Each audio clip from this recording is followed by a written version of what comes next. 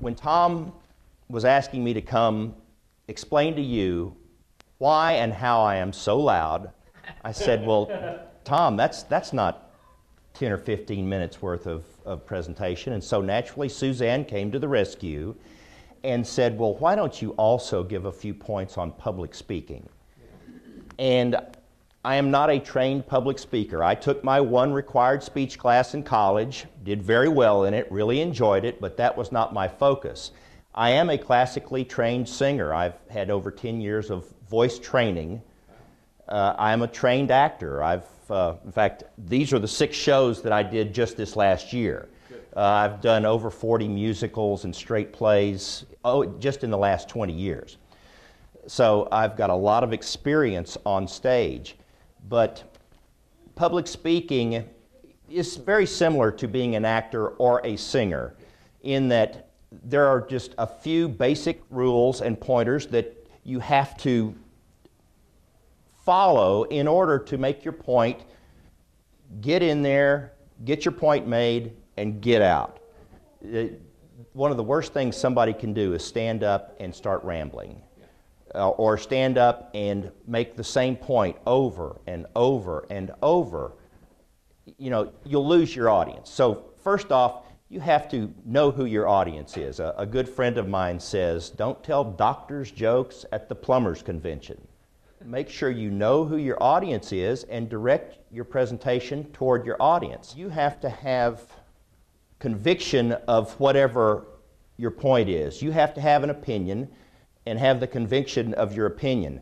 And something else, and people will get in trouble with this on a very regular occasion, don't try to tell it off the cuff. And off the cuff means just off the top of your head.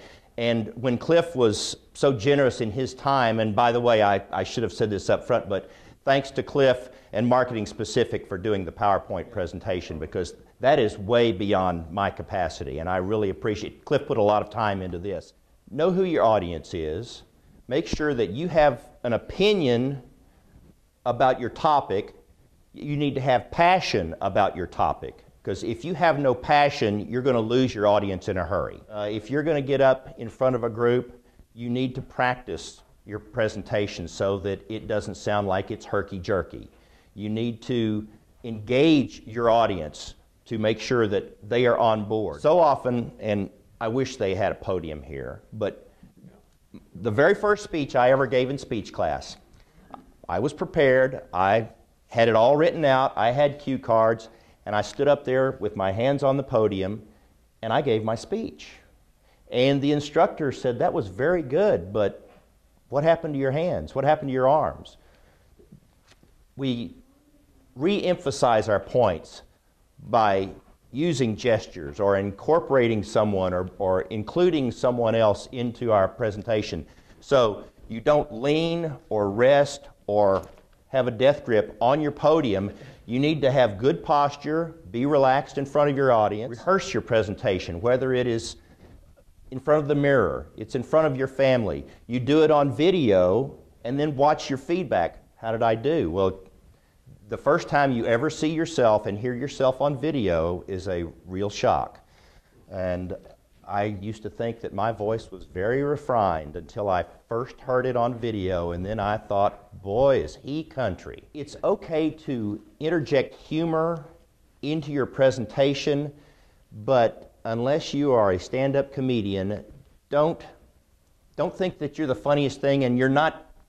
I'm really not here to entertain you. I'm here to give you some information and then get out of your way so you can go on with the rest of your life. Don't be up in front of your audience laughing at yourself because they may not think that you are as funny as you think you are. Respect your audience. If you have, you know, we've got 10 minutes for you, or we've got 20 minutes for you, or you've got 30 minutes, make sure you get in and out of there in that time limit, and they will appreciate you a lot more. Make yourself available for situations like this. There are groups such as Toastmaster or Dale Carnegie or our Make a Connection, different organizations throughout the city.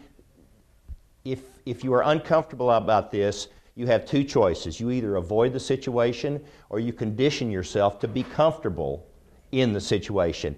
And one other point I wanted to make about posture, and it's vaguely related to posture, but I'm sure all of you have been to a presentation where the presenter just paces back and forth, yes, and it just drives you up the wall because is he nervous, or is she uncomfortable, or why is she moving like that? It's okay to make a move and include a group or step over here to make a point, but don't pace back and forth.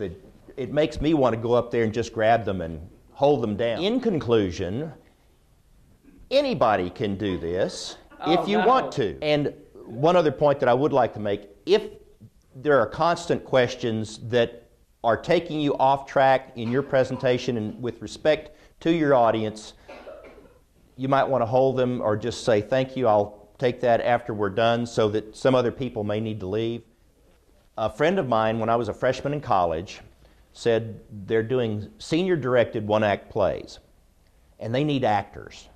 And I had done one show in high school. I was an athlete, so I didn't participate, and we didn't really have theater back then. So I said, okay, well, I'll go down there. And I'm sitting in this classroom, and there's this senior. He's got the beard and the long hair, and I don't know him from Adam, and he gives me this script, and I'm standing up there, and I know when I'm auditioning that the paper is rattling because I'm so nervous because I just have not done that.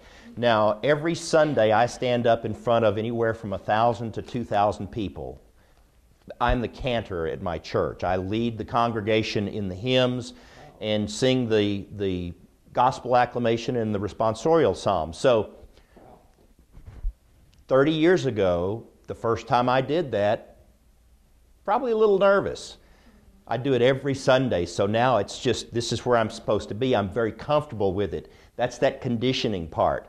But yes, once you are there, you really need to just stand back, take a couple of deep breaths, and then go on. It's kind of a John Wayne type attitude. We all know people that have a tendency to mumble when they talk to us or we talk to them, and you have to work to hear them and to understand them. And so that comes back to the practice. And that person, if they are going to make presentations to a group, they need to have feedback that I cannot understand you, I don't understand what you're saying, either from their family or from their subordinates or from their superiors. Because was that a waste of your time to go? Totally. Yeah. Yeah, I hope the meal was good. Or get them back in the room. That's really a great question, Eric, and I don't know that there's really an answer for that. It's just like the shot in basketball. It's a feel for it. You know, this room, all this glass, it's a pretty live room. You know, we're in a very confined space.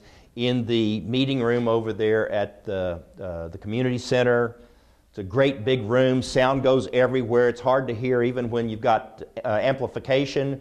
So you really have to speak up.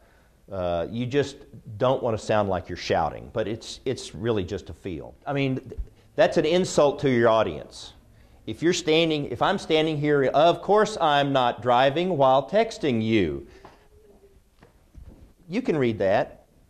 You know, it's good to have the visuals, but that's not all you're here to say. If it was, you could just email them your slides. Yes, you're absolutely right. It depends on the space, and there were only 2 or 3 in the show that were mic'd, and either they couldn't carry the room or their voice in the range, and the main character, well, not the drowsy, but actually the drowsy singing voice was a little light. Janet Van de Graaff, the ingenue, her singing voice, the range for some of the songs took her into the lower part of her register, and that got lost without amplification. But it was just a very few. The show was in the round at Theater 3. It's 242 seats.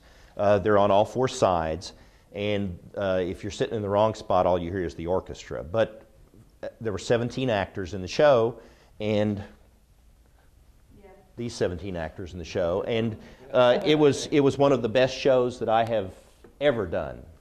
start to finish production, the show quality, the actors, the company, but very entertaining. But in a large stage such as the 700-seat Performing Arts in Garland, the Granville Performing Arts in the large stage, it's 700 seats, the acoustics aren't that great, and so everybody is body mic'd. At Irving, in the Carpenter Hall, which is 650 seats with a balcony and loge seats, everybody is mic'd. If you don't know the difference, a proscenium stage is a stage where you are separated. The stage is separated from the audience. It is elevated, and you have the proscenium, which is the frame around the stage. A thrust theater is where the theater goes right up to the audience, and I could get right in Barry's face, sit in her lap if I wanted to. James, thank you. Well, thank y'all. I appreciate the opportunity.